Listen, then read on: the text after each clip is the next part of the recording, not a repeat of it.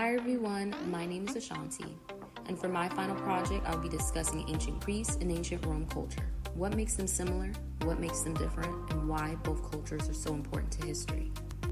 To be able to evaluate both cultures, we must first separate them into three categories: myths, religion, and government. The ancient Greek civilization believed in polytheism, belief and worship of the 12 Olympian gods and goddesses.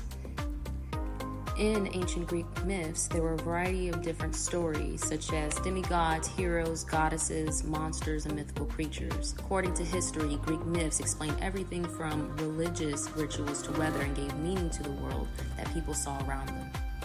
Moving on to their government, it consisted of many independent city-states such as Athens, Sparta, Olympia, Lindos, and many more. Ancient Greece started off with a monarchy, which is a type of government which a king or queen rules, then slowly transitioned to an oligarchy, which was a limited number of people sharing power to rule. Shortly after, we saw another transition into a tyranny type of government where a single person took someone else's power to rule illegally.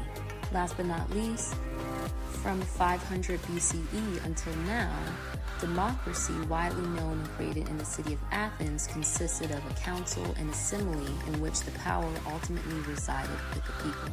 During this time period, there were voting restrictions, meaning women were not allowed to vote, and not all men could vote. As were any man who was a certain age and owned property could vote to make decisions on the laws that affected them and the city.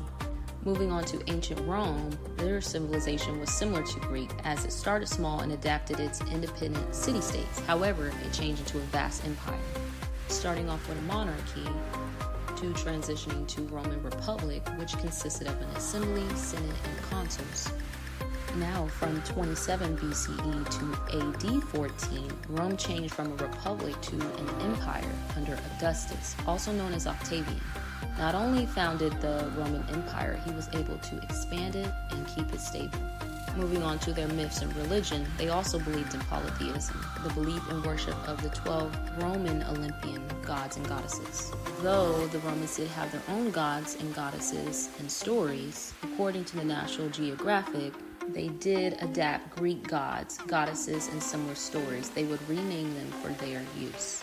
Now here are my final thoughts. Both cultures played an important part in history because it's similar to how we operate today.